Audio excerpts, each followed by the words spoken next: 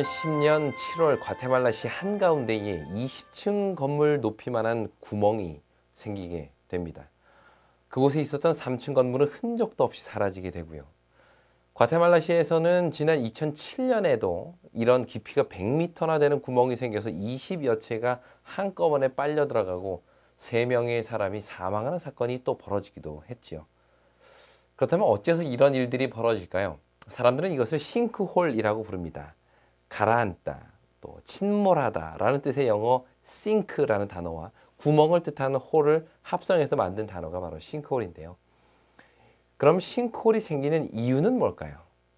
다양한 이유들이 있겠지만 가장 흔한 이유가 바로 과다한 지하수 사용으로 인해서 동공현상이 생기기 때문이라고 전문가들은 이야기를 합니다. 이런 현상은 우리나라라고 예외는 아니겠죠. 2014년 8월 5일 서울 석촌 지하도 앞에 폭이 한 2.5m, 길이가 한 5m 되고 연장이 8m 정도 되는 큰 싱크홀이 생기게 됩니다. 이에 대해 전문가 조사단이 조사를 해보았는데 그 결과 보니까 그곳에 가까이에서 이 지하철 9호선 공사를 하고 있었는데 그런 과정에서 흙이 유실되어 생겨난 것이라고 조사 결과를 밝혔습니다. 그런데 문제는 이곳에서 발견된 싱크홀 외에도 지하 중심부에 폭이 한 8m, 길이가 5m, 연장 80m의 동공을 추가적으로 발견되었다는 것이죠. 다시 말해서 언제 어디서 싱크홀이 또 발생할지는 모르는 상황이 되었다는 것입니다. 여러분, 싱크홀이 무서운 이유는요, 겉으로 봐서는 전혀 알 수 없다는 것입니다. 겉에서 볼 때는 잘 포장되어 있는 길, 멋지게 지어진 집들이 사람들의 눈을 즐겁게 하죠. 그런데 그 속에는 점점 동공들이 생기면서 한순간에 이 모든 것이 다 무너져 버릴 수 있다는 것입니다. 그런데 오늘 우리가 중요하게 생각해야 할 이야기는 서울시에서 일어나는 싱크홀이 아니라 바로 우리의 인생에서 일어나는 싱크홀입니다. 조금 전에도 말씀드렸듯이 겉으로 볼 때는 멀쩡해 보이고 심지어 많은 사람들에게 존경받는 사람이었는데 한순간에 무너지는 것을 우리는 종종 보게 됩니다. 하지만 우리가 기억해야 할 것은 사람의 인생은 한순간에 무너지지 않는다는 것이죠. 겉으로 볼 때는 어느 한순간 길이 꺼지고 싱크홀이 생기고 인생이 무너지는 것처럼 보이지만 그런 일이 이미 오래전부터 조금씩 삶이 무너져 내리고 있었던 것입니다. 단지 눈에 보이지만 않았을 뿐이죠. 지금 우리가 가진 작은 이 죄의 습관들, 그것이 우리 신앙의 기초를 조금씩 갉아먹고 있다는 사실을 우리는 기억해야 할 것입니다. 겉으로 볼 때는 목사고 장로고 집사지만 아무도 모르는 곳에서 오직 나만 아는 은밀한 곳에서 내 인생을 어느 한순간 무너뜨릴 일들이 벌어지고 있다는 사실, 우리는 기억해야 할 것입니다. 그것들은 지금 당장은 아무런 문제가 아닌 것처럼 보입니다. 여전히 나는 잘 살고 있고 여전히 사람들이 신앙 좋다고 이야기를 하고 믿음이 좋다고 칭찬하니 그러다 보니 나도 모르게 괜찮은가 보다, 잘 지내는가 보다 라고 생각을 할지 모르겠지만 그렇게 조금씩 빠져나간 우리의 인생은 결국 어느 한순간 와르르 무너져 내리게 되는 것이죠. 싱크홀은 결코 땅에만 생기는 일이 아닙니다. 우리의 인생에도 싱크홀이 존재한다는 사실을 반드시 기억하시길 바랍니다. 그리고 지금 당장 내가 너무도 쉽게 생각하는 그 일상적인 죄들로부터 돌아서야 하는 것입니다. 그렇지 않으면 그렇게 사소하게 보이는 죄가 나중에는 여러분의 인생을 완전히 무너뜨릴 날이 반드시 올 것입니다. 우리가 오늘 생각해 볼 인물은 바로 모세와 다윗입니다. 먼저 모세 이야기를 좀 해볼 텐데요. 그는 40년 광야 생활을 했습니다. 40년이나 미디안에서 양치고 소똥 치우는 일을 하며 살았다는 뜻인데요. 그러던 어느 날 하나님께서는 그에게 나타나셔서 이스라엘 백성들을 구원하라 라는 사명을 맡기셨죠. 하지만 그에 대한 모세의 대답은 이것이었습니다. 주여, 보낼 만한 자를 보내소서. 자기는 능력도 없고 믿음도 없고 말도 잘 못한다는 것입니다. 하지만 하나님께서는 자신을 바라보는 모세에게 하나님을 바라보도록 요구하십니다. 모세야, 너는 연약하지만, 너는 무능하지만 내가 함께 할게. 내 능력이 그 사명을 이루는 거다. 이 말씀을 들은 모세는 믿음의 결심을 합니다. 이제는 자신의 능력이 아닌 하나님의 능력을 의지함으로 앞으로 나아가서 그가 감당해야 할 사명을 향해 애굽으로 출발하게 되죠. 성경은 당시 모세의 모습을 이렇게 설명합니다. 출애굽기 4장 20절입니다. 모세가 그의 아내와 아들들을 나귀에 태우고 애굽으로 돌아가는데 모세가 하나님의 지팡이를 손에 잡았더라. 이게 얼마나 멋진 모습입니까? 하나님으로부터 사명을 받은 모세는 온 가족을 이끌고 애굽을 향해 떠났던 것이죠. 어떤 어려움이 기다리고 있을지 전혀 알지 못하는 상황에서 그들은 오직 하나님만을 바라보고 출발한 것입니다. 특히 성경은 모세가 하나님의 지팡이를 손에 잡았다라고 이야기를 하는데요. 이것은 얼마 전까지 하나님께서 뱀으로 변하신 이적을 베풀었던 그런 지팡이입니다. 그러므로 그가 하나님의 지팡이를 잡았다라는 말은 하나님의 능력이 그와 함께하고 있다라는 그 증거인 것이죠. 이렇게 이야기가 감동적으로 진행되고 있을 때 갑자기 이해할 수 없는 한 사건이 벌어지게 됩니다. 출애굽기 4장 24절. 모세가 길을 가다가 숙소에 있을 때에 여호와께서 그를 만나사 그를 죽이려 하신지라. 아니 이게 무슨 말일까요? 하나님께서 이스라엘 백성을 구원하시기 위해 특별히 선택한 모세를 죽이려 하시다니.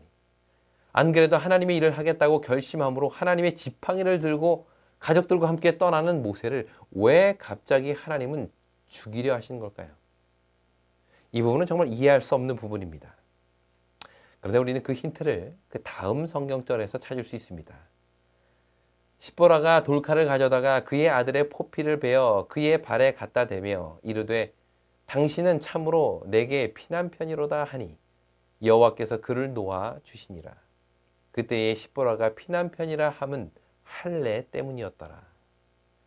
여호와께서 모세를 죽이려 하시는 것을 보자마자 그의 아내인 십보라는 얼른 차도를 취해서 자기 아들의 포피를 잘라 모세 앞에 던집니다. 한마디로 할례를 행했다는 뜻인데요. 그러자 여호와께서는 모세를 놓아주셨다. 이게 성경의 기록입니다. 무슨 일일까요?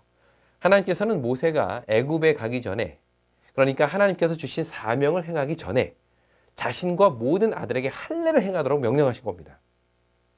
할례는 이미 아브라함 때부터 하나님의 백성이라는 표시로 여겨졌죠. 그런데 무슨 이유에선지 모세는 자기 막내 아들에게는 할례를 하지 않았던 것입니다.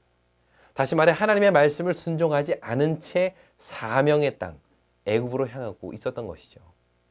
사실 할례는 겉으로 봐서는 확인할 길이 없습니다. 왜냐하면 다 옷을 입고 있기 때문이죠.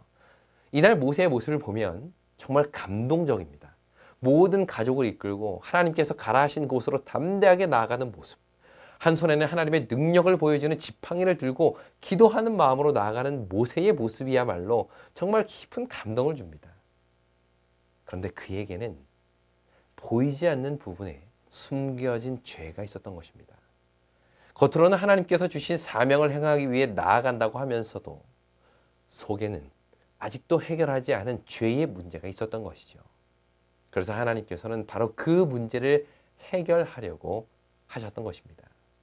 이 모세의 삶을 다루는 이 부조와 선지자라는 책에 보면 그 당시 상황을 이렇게 설명을 합니다. 모세는 그가 하나님의 요구 중 하나를 무시한 것을 기억하였다. 아내의 권유에 못 이겨 그는 막내 아들에게 할례 의식을 거행하는 일을 등한히 하였다.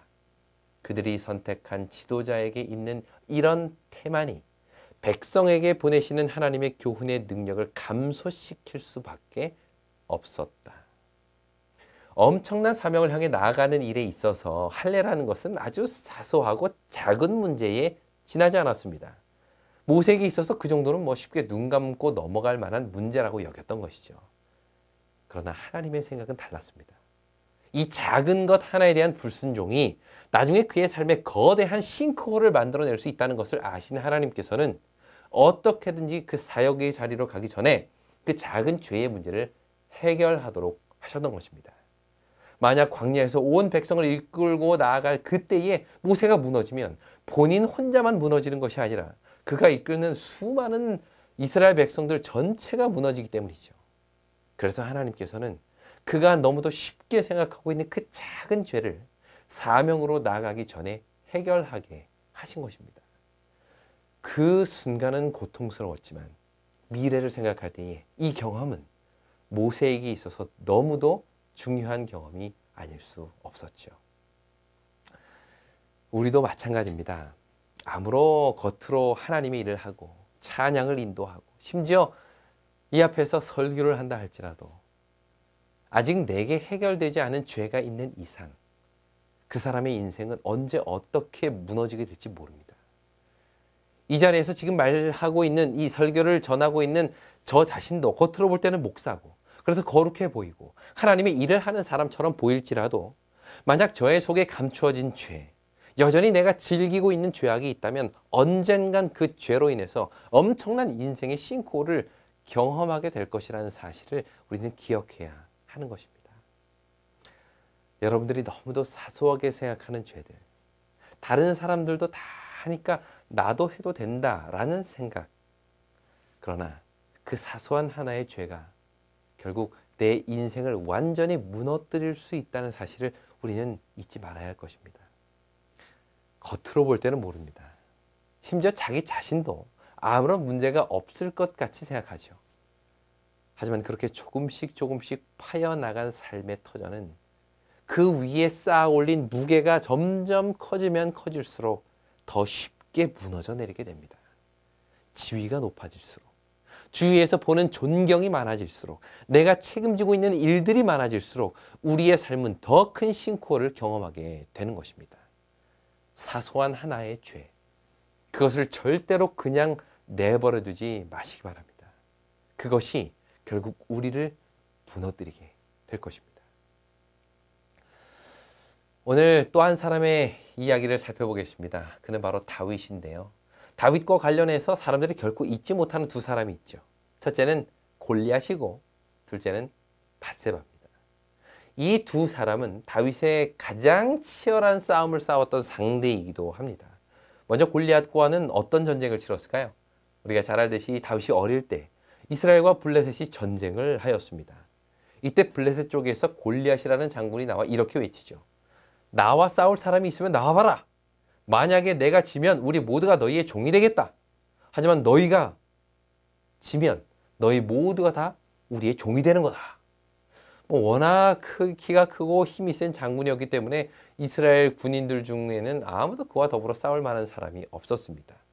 그때 다윗이 나타났죠. 그리고는 조금의 두려움도 없이 골리앗과 싸우러 나갑니다. 그의 손에 들린 물매와 5개의 돌멩이 그리고 막대기, 그 모습을 본 골리앗은 비웃으면서 야, 너가 누구 강아지인 줄 알고 오느냐? 너 오늘 혼 좀 나봐라 하면서 다윗에게 달려듭니다. 그때 다윗은 준비할 물매로 골리앗의 이마를 맞추었고 그 자리에서 골리앗은 쓰러지게 되죠. 이 전쟁을 통해 다윗은 한순간에 엄청난 인기를 얻게 됩니다. 그가 평생 동안 여러 번의 전쟁에 나아가 승리했지만 사람들은 그 모든 전쟁보다도 이 골리앗과의 전쟁을 기억합니다. 왜냐하면 이것이 다윗이 이끌어낸 가장 극적인 승리이기 때문이죠. 그런데 사람들이 잘 기억하지 못하는 또 하나의 전쟁이 있는데요. 그것은 바로 이 밧세바와의 전쟁입니다. 엄밀히 말하면 이것은 다윗과 밧세바가 싸운 것이 아니라 밧세바를 통해 오는 유혹과의 싸움이었죠. 어느 날 다윗은 왕궁에서 낮잠을 자고 있었습니다. 그 당시 이스라엘 군사들은 다 전쟁에 나가 있었죠. 남들은 목숨을 걸고 치열하게 싸우는 그때에 다윗은 성 안에서 낮잠을 잔 것입니다. 이 모습은 우리에게 익숙하지 않은 다윗의 모습입니다. 그런데 우리를 더 당황하게 만드는 사건이 벌어지죠. 낮잠을 자고 일어난 다윗이 성 위에 올라서 아래를 다 내려다보는데 한 여인이 목욕하는 것을 보게 됩니다. 근데 그 모습이 정말 아름답게 보였죠. 그래서 신하를 시켜서 그 여인이 누구인지를 알아보게 하는데 알고 보니 자기 부하 중 한 사람의 아내였던 것입니다. 지금 열심히 이스라엘을 위해서 전쟁터에 나가 싸움을 하고 있는 그 사람의 아내인 것이죠. 하지만 다윗은 거기에 상관하지 않고 그 여인을 불러 동침합니다. 그리고 그 여인은 임신을 하게 되죠. 일이 이렇게 되자 당황한 다윗은 전쟁에 나가 있는 장군을 시켜서 밧세바 남편을 전쟁터에서 죽게 하라고 명령하고, 그래서 장군은 그 남편의 적의 성벽에 가까이 갔을 때 군사들을 뒤로 빼서 결국 죽게 만듭니다. 이렇게 남편이 죽자 다윗은 밧세바를 자기의 아내로 데려오죠. 이것이 다윗이 겪은 또 한 번의 치열한 전쟁이었습니다. 여기서 우리는 다윗과 싸웠던 두 사람, 골리앗과 밧세바를 좀 대조할 필요가 있죠. 이들에게는 어떤 차이가 있었을까요? 먼저 골리앗은 이방 나라의 장군이었고 밧세바는 이스라엘의 연약한 여인이었습니다. 한마디로 골리앗은 누가 봐도 이스라엘이 싸워야 할 대적이지만 밧세바는 누가 봐도 우리 편, 우리 사람이었습니다.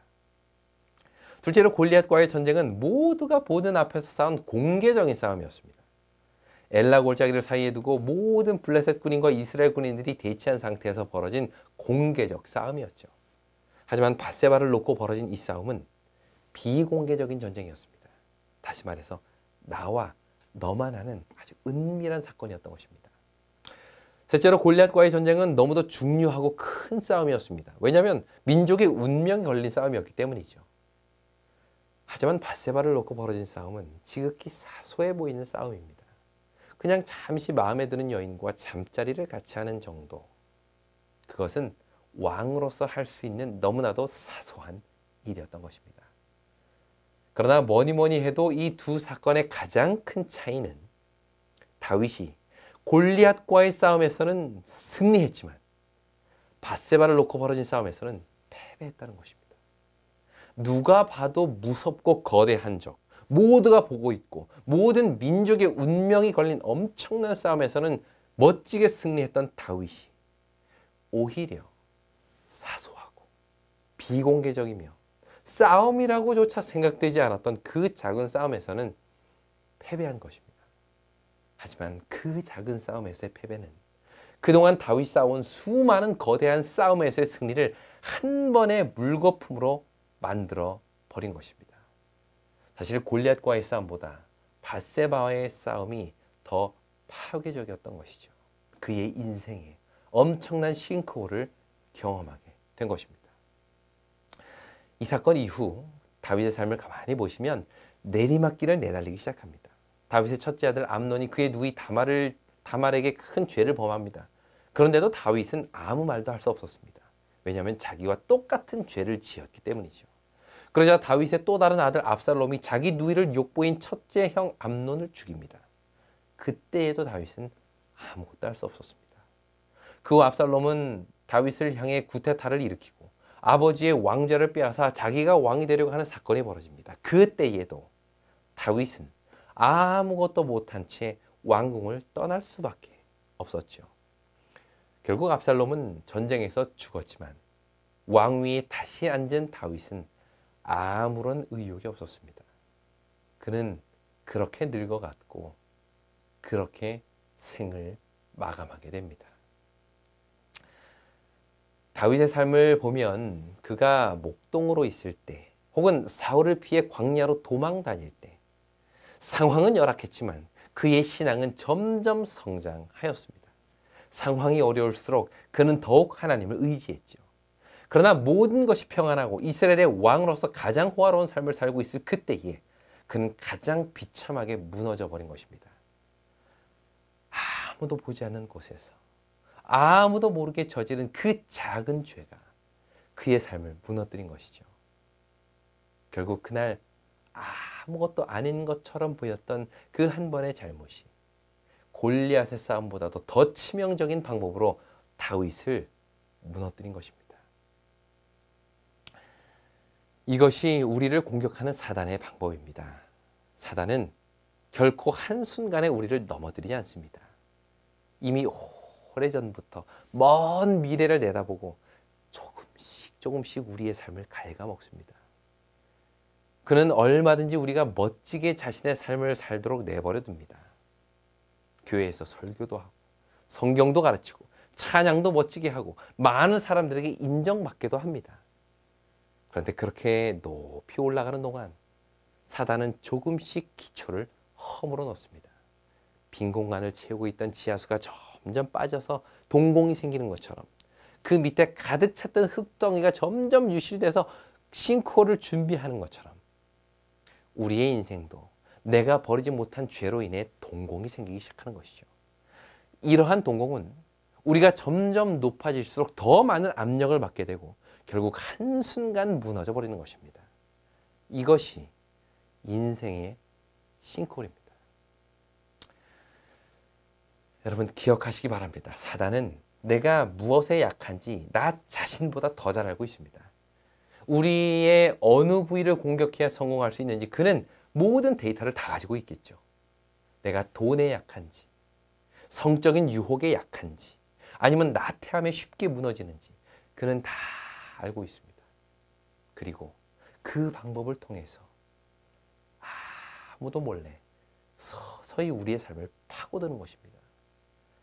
시간이 갈수록 지위가 높아지고 인정도 받고 존경도 받으면서 점점 커리어가 쌓여갈 때 사단은 그 죄로 생긴 싱크홀 속으로 우리의 삶을 함몰시켜버리는 것이죠. 다윗의 인생에서 언제나 그와 함께 따라다니는 두 사람, 골리앗과 밧세바. 골리앗에게는 엄청난 승리를 거두었지만 밧세바에게서는 비참한 패배를 맛봅니다. 모두가 두려워 떨고 있을 때 다윗은 당당하게 나아가 골리앗을 무찔렀지만 반대로 모두가 나가서 전쟁터에서 용감하게 싸우고 있을 때 다윗은 한 여인을 범하는 죄악을 저지르죠.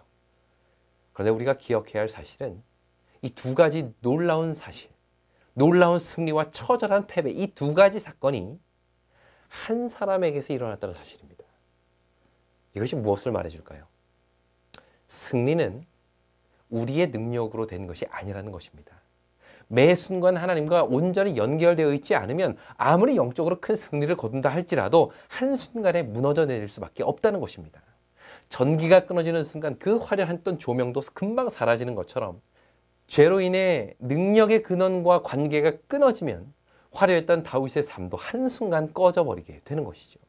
이것이 매 순간 하나님과 연결되어 있어야만 하는 이유인 것입니다. 우리가 다윗이 지었던 죄와 똑같은 죄를 짓지 않을 수 있지요. 우리도 그러나 얼마든지 제2의, 제3의 다윗이 될 수 있음을 기억해야 합니다. 사실 우리의 삶을 돌아보면 엘라 골짜기에서의 놀라운 승리를 거둔 경험도 있지만 왕궁에서 벌어지는 비참한 죄악의 경험들도 분명히 개인적으로 있습니다. 사람들은 이런 모습을 보면서 놀랍니다. 아니 어떻게 다윗 같은 저 사람이, 아니 어떻게 저런 목사님이, 아니 어떻게 저런 장로님이. 그러나 기억하십시오.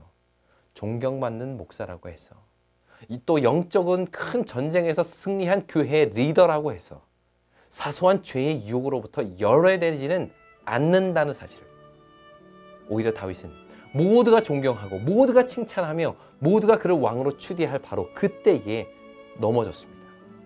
이것이 연약한 인간의 현실이요. 우리가 날마다 하나님을 의지하고 그분과 연결되어 있어야만 하는 이유인 것이죠. 우리도 그럴 수 있습니다. 우리의 삶도 한순간에 무너질 수 있다는 사실을 기억해야 합니다. 오늘 하나님께서는 나 자신을 포함하여 우리 각자에게 위험을 경고하십니다. 내가 아직 버리지 못한 죄, 사소해 보이는 잘못된 습관들, 그것이 지금 당장 우리의 삶을 무너뜨리지는 않을지라도 바로 지금부터 그 문제를 해결하지 않으면 우리의 인생은 한순간에 무너지게 될 것입니다. 꼭 기억하십시오. 사단은 그렇게 우리의 인생의 싱크홀을 만들고 있습니다. 서서히, 그러나 꾸준히 우리의 삶을 파괴하고 있는 것이죠. 가벼워 보이는 그 죄, 그것을 통해 우리를 무너뜨리려 하는 것입니다. 더 늦기 전에 죄를 해결하시길 바랍니다. 무너져 내리기 전에 죄로부터 돌아서시기 바랍니다. 거기에 우리의 희망이 있습니다. 더 늦기 전에 우리의 죄를 철저하게 회개하시고 성령의 능력으로 그 죄의 권세로부터 벗어나시길 바랍니다. 이것이 싱크홀로부터 벗어날 수 있는 유일한 길입니다. 진리횃불 웹사이트에는 이 시대를 위한 하나님의 말씀이 준비되어 있습니다. 다음과 같은 성경 연구 자료를 통해서 하나님을 더 깊이 만나게 되길 간절히 바랍니다.